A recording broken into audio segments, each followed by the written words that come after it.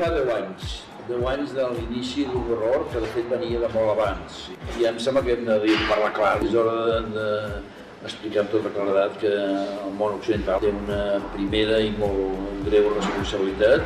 I avui veiem un règim dictatorial quasi consolidat, el de Hafez al-Assad, veiem una zona en mans dels rebels i en canvi també veiem una zona kurda on apareix una certa esperança de dignitat. És el moment que Europa assumeixi la seva responsabilitat efectiva, no només en termes de recursos i de quantitat de diners, sinó sobretot de canvi d'estratègia, de canvi en el que vol dir asil polític, i sobretot de ser-hi presents d'una altra manera, de ser presents al territori com un actiu de reconstrucció, de construcció de futur i de retorn de l'esperança.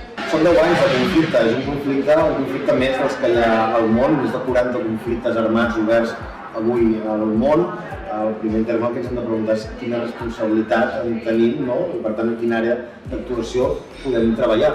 I una és la venda d'armament que practica l'estat espanyol a través de divisions opaques que s'acaben venent no només a països com Turquia, que estan activament participant de la guerra de Síria, sinó altres països com Aràbia Saudita, que participa activament en altres guerres, com és el cas de la guerra del Iemen. Després hi ha altres àrees d'actuació, com pot ser participar ara de la reconstrucció de totes aquelles zones des de les parts de la guerra.